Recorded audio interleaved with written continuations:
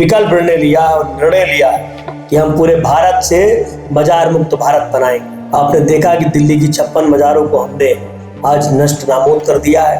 आज हमने दिल्ली में सरकार बना दी है। आदरणीय बहन रेखा गुप्ता जी को मैंने एक चिट्ठी लिखी है और मैंने कहा कि 15 दिनों दिल्ली सरकार इस पे अपना निर्णय दे, क्योंकि मेरा ये मानना है कि निजामुद्दीन दरगाह नहीं, हमारा हनुमान जी का पुराना मंदिर है। और मैं चाहता हूँ भारत मजारों से नहीं चलेगा, भारत संविधान से चलेगा। इस देश में वही रहेगा जो संविधान की बात करेगा। 15 दिन बाद हम निजामुद्दीन दरगाह पे जाके गंगा जल चढ़ा देंगे।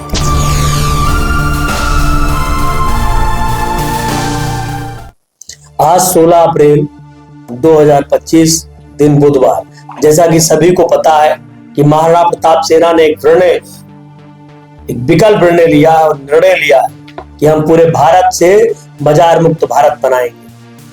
आपने देखा कि दिल्ली की 56 बाजारों को हमने आज नष्ट नाबूद कर दिया है।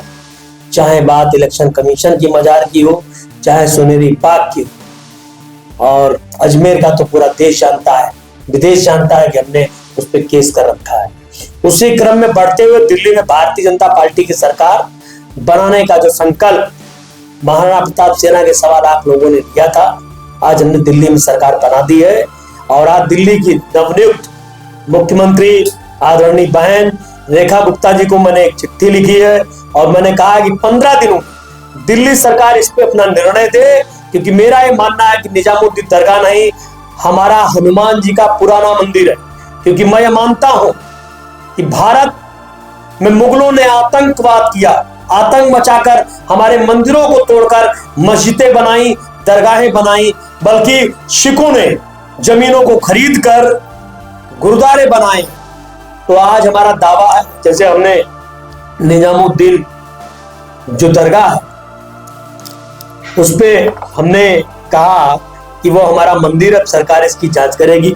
15 दिन के बाद इस विषय पर हम अपना कार्य करेंगे। और अभी हमारा भगवान परशुराम जन्मोत्सव कार्यक्रम का आयोजन भी हम करने जा रहे हैं 29 अप्रैल को, जिसमें भारत सरकार के देश के राज्यपाल, दिल्ली के मुख्यमंत्री और हमने कई केंद्रीय मंत्रियों को उस कार्यक्रम में आमंत्रित किया है। क्योंकि मेरा यह मानना है कि भगवान परशुराम हो, चाहे अहिल्याबाई होलकर हो, चाहे महाराणा प्रताप जी हो, हम सभी को मानना चाहिए। और महाराणा प्रताप सेना महिलाओं की बात करती है, युवाओं की बात करती है, हम सभी की बात करते हैं। सरकार द्वारा चलाई जा रही योजनाओं को क्रियान्वित भी करने का काम चलते हैं, चाहे नशा मुक्त बात हो, चाहे मजार मुक्त बात हो।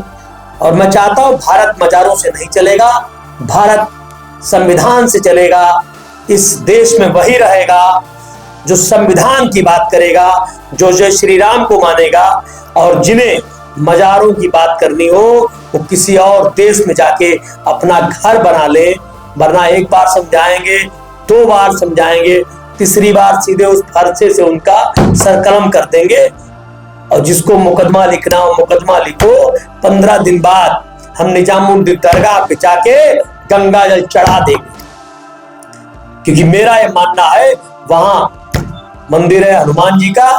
और गंगा जल इसलिए चढ़ाएंगे क्योंकि उस दरगाह से भगवान हनुमान जी को पवित्र करके फिर वहां शंख भी बजेगा और पूजा भी होगी, ऐसी हम उम्मीद करते हैं। और दिल्ली सरकार 15 दिनों में स्पष्ट अपना निर्णय दे कि निजामुद्दीन दरगाह है या मंदिर।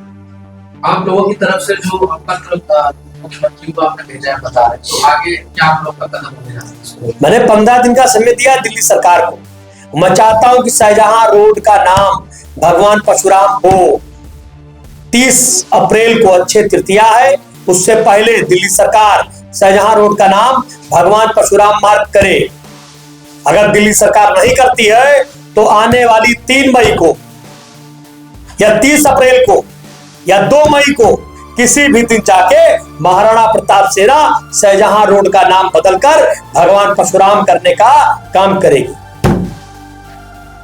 आप लोग वो अमेंडमेंट बिल को लेकर के बोल रहे हैं, लेकिन all India Muslim personal board की तरफ से कहा जा रहा है कि जो बिल जो है हमारे लिए नहीं है, वो जेब भरने का काम कर रही है और कुछ बात नहीं है।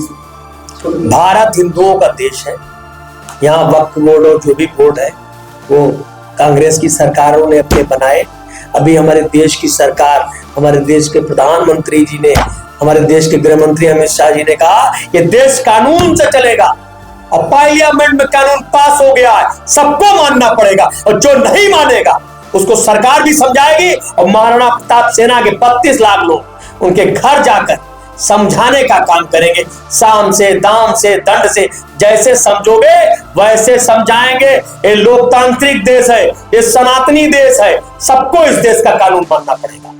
बंगाल में जो घटना हो रही है उस पर आप क्या मैंने कल कहा है कि राष्ट्रपति शासन लगना चाहिए, राष्ट्रपति शासन लगना चाहिए, क्योंकि ममता बनर्जी जी जो काम कर रही है वहां पर एकदम उन्होंने बांग्लादेश बनाने का निर्णय ले लिया है। मैं इस घटना की घोर निंदा करता हूं। महाराणा प्रताप सेना महामहिम राष्ट्रपति को चिट्ठी लिखकर उस देश, उस राज्य में जो लोग रह रहे हैं उनकी सुरक्षा को मद्देनजर में रखते हुए वहां पर भी राष्ट्रपति शासन लगे, मैं इस बात की भी मांग करता हूं।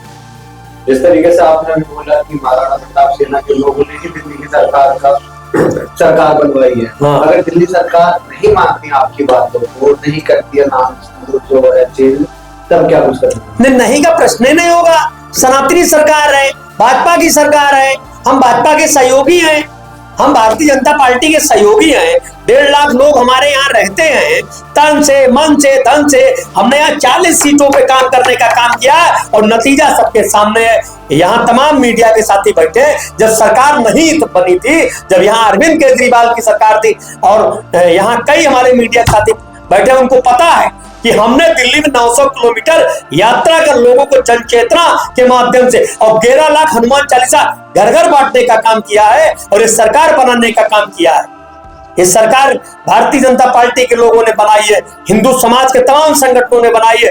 मैं सबको इस बात की बधाई देता हूं और मैं तो दिल्ली की मुख्यमंत्री आदरणीय रेखा गुप्ता जी को कहना चाहता हूं, ये बहुत ही गंभीरता का विषय है। दिल्ली देश की राजधानी है, दिल्ली लोग इंडिया गेट देखने आते हैं, लाल किला देखने आते हैं, लेकिन जागरूक दरगाह देखने कौन आता है? ऐसी दरगाहों को तो तुरंत तोड़कर यहाँ मंदिर बना देना चाहिए। जय श्री राम।